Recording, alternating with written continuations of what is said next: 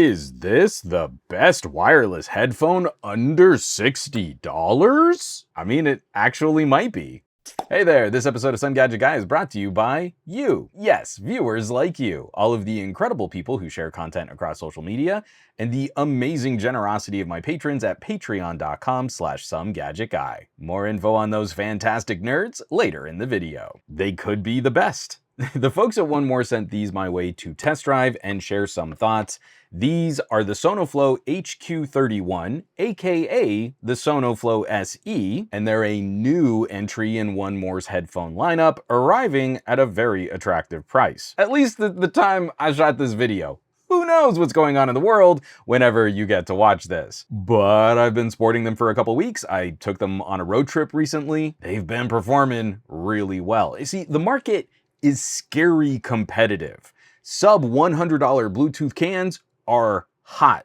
Consumers want good deals, but they also want cans that feel really nice. So better and better technology keeps falling to lower and lower prices, so it is correct that our expectations should keep climbing higher and higher. Now, this headphone follows in the footsteps of the recent Sonoflow Mini we just reviewed, for kids. And I think that's a very good design language to continue exploring. This is a lightweight travel headphone, and over the original Sonoflow, One More has put a lot of work. It's noticeable how much work they put into the joints and the headband. It was pretty easy getting creaks and groans and distracting noises out of the original Sonoflow just by moving your jaw around, and not anymore here. These stay a lot quieter. Now, this spec sheet is properly packed. 40mm dynamic drivers, Bluetooth 5.4 with support for LDAC, giving us high-res wireless playback, active noise cancellation, spatial audio modes, dual device connections, fast charging, and up to 90 hours of playback with ANC off. This looks like a complete consumer headphone, with a few tricks that punch above this product's price tag. But for all that spec sheet, the most important part, because we're talking about a pair of headphones, how do they sound? I think they sound pretty good.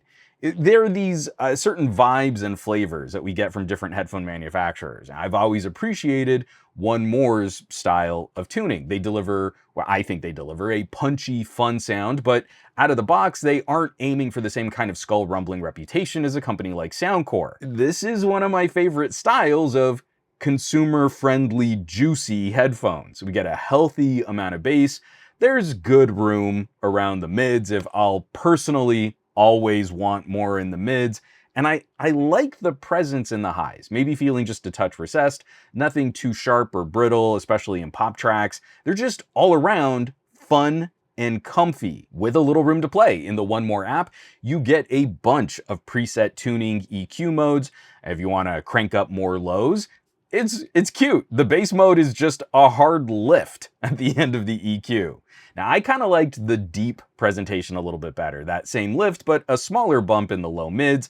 That presentation was really dark, but again, I thought they were really comfy. And other modes, like the acoustic EQ, were really fun to play with, surprisingly, on things like grungy guitar rock tracks. Short story long, you have plenty of room to play. You can dial in a more specific sound from the presets, or you can roll your own EQ if you want to do that. Now, the ANC is solid. This is easily hanging out with the headphones we used to get a year or two ago around $100.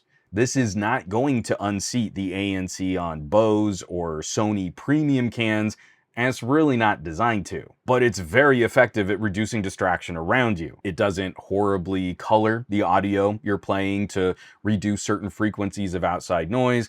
And I think a lot of folks will appreciate how ANC has evolved. Even on inexpensive cans, we can deliver an effective noise reduction without just hyper isolating the listener or dumping them into that stuffy ear feeling. We want fun and comfy, but we also want some cool tech tricks, and spatial audio is kind of a fun trick to have in this price range. It's becoming more popular across different headphone and audio products, but I don't believe refreshes like the Soundcore Q20i have included spatial audio, but please someone correct me down in the comments if I have that wrong. I didn't do any exhaustive research. Just off the top of my head, I could only think of the basis, which included spatial audio. I mean, I know that MSRP is like $100, but you can often find them on sale for around 70 bucks. I'm sure there are others, but not many. So here's the deal. I do not like spatial audio for music mixed in stereo. I am an elder millennial, and I prefer the sound of audio crafted for traditional left-right playback. That said, these things are really fun for movies.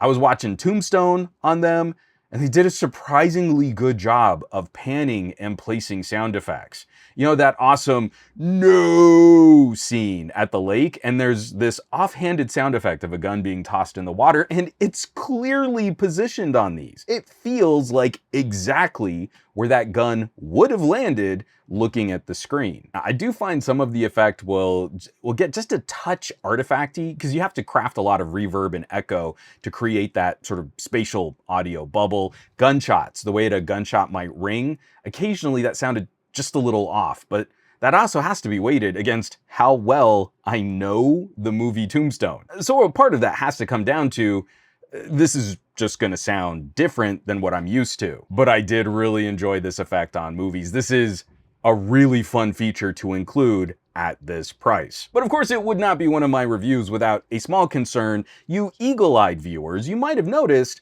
there is no aux jack.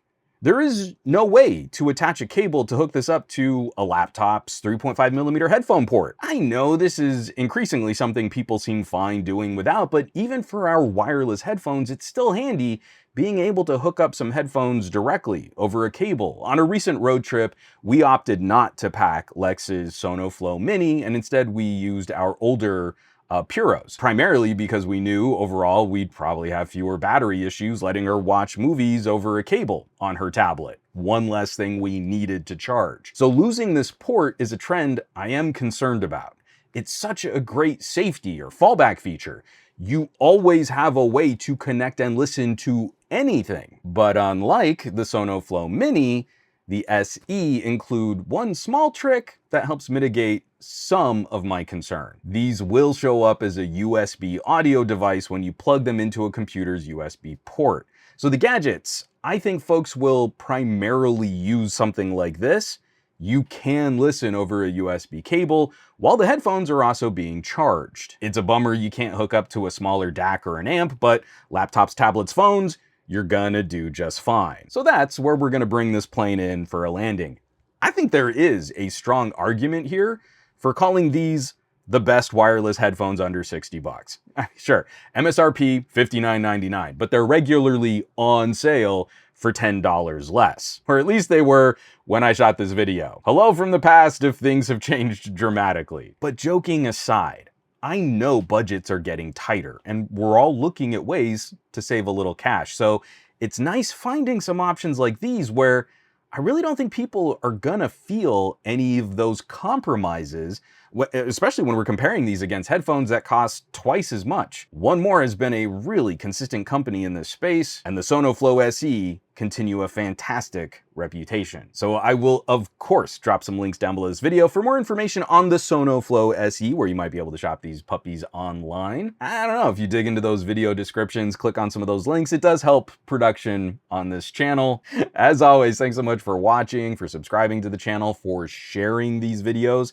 The sharing has really become the most important part when it comes to web traffic and social media these days. And I have to shout out this list of names scrolling by on your screen right now. A huge thank you from the bottom of my heart to my amazing patrons, all of the people over on patreon.com/SomeGadgetGuy. They get early access to my videos and reviews. They get my exclusive camera deep dives, some of my production diaries, additional editorials, behind the scenes content. And while I'm sharing some of these experiences, they are so fun to work with and plan and chat about what kinds of experiences we want to talk about next. They are the coolest tech pals in the universe. So I hope you'll check them out. I hope you'll consider joining the community over on patreon.com/SomeGadgetGuy. Now, you know where you can find me across the rest of the internet at SomeGadgetGuy, basically everywhere. But these days, I'm trying to spend a bit more time on the Mastodons, a little on the Blueskis, and a lot less so on the Facebooks, the Threads, the Instagrams, and none at all on that dumpster fire site. But I will catch you all on the next video.